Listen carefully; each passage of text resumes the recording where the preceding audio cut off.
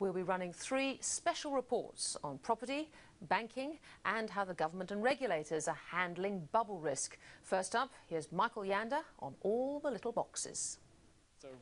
A walk through Sydney's suburbs gives Lindsay David all the evidence he needs to declare Australia has a housing bubble. This is a $1.38 million house that was sold at auction just a couple of weeks ago.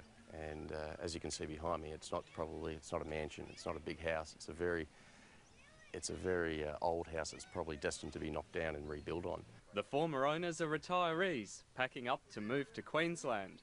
They told us they got $300,000 above the reserve price. Our super fund, they joked.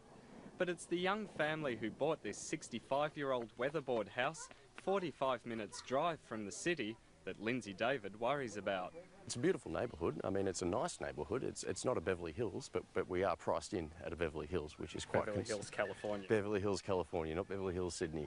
It's a slight exaggeration, but for 1.7 million Aussie dollars, you can buy this just up the road from the movie stars. Anecdotes are one thing, but what do the numbers show?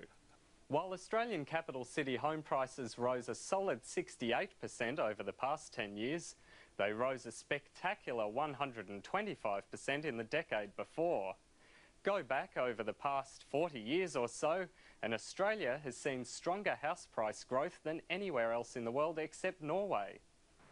Perhaps unsurprisingly, the chief economist of Australia's biggest home lender doesn't think there's a bubble. Very strong demand for housing. We're building more, but not at a fast enough rate to catch up with that demand. Throw in low interest rates and you've got a mix that just points to high house prices, and certainly that's what we've been seeing. But Lindsay David doesn't buy the housing shortage argument. The data tells us that since 1996, Australia has essentially built a new dwelling for every 1.9 new residents. In fact, over the past decade, Australia's built more new homes than England, which has twice the population. But not all those homes are being built where they're needed. Property analyst Louis Christopher says it's no coincidence that the most undersupplied market, Sydney, is also the most expensive.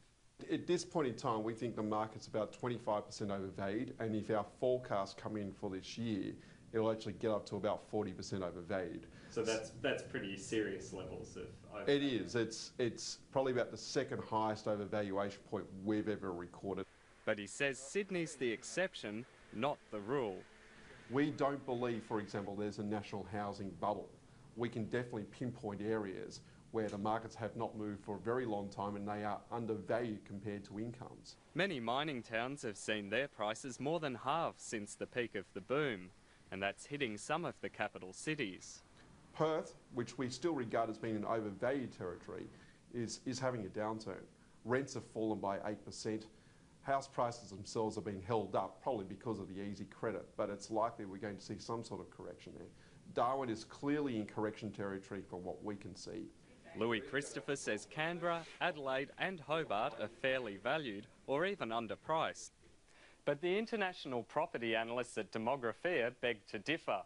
On their measure, all 5 of Australia's biggest cities are severely unaffordable, with Sydney and Melbourne in the world's top 10.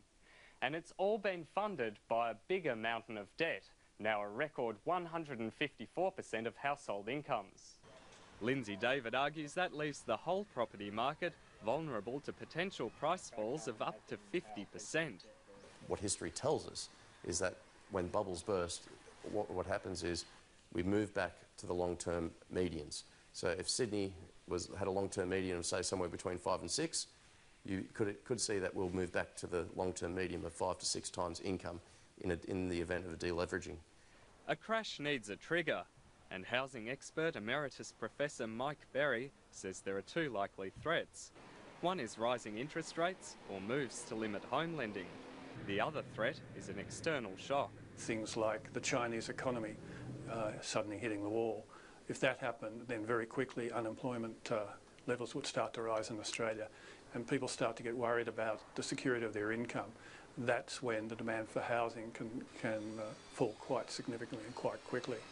But it's also possible that the property market may ultimately collapse simply under the weight of its own debt. When you look at the fact that households in this country hold $1.9 trillion of household debt, you wonder how it's ever going to be repaid.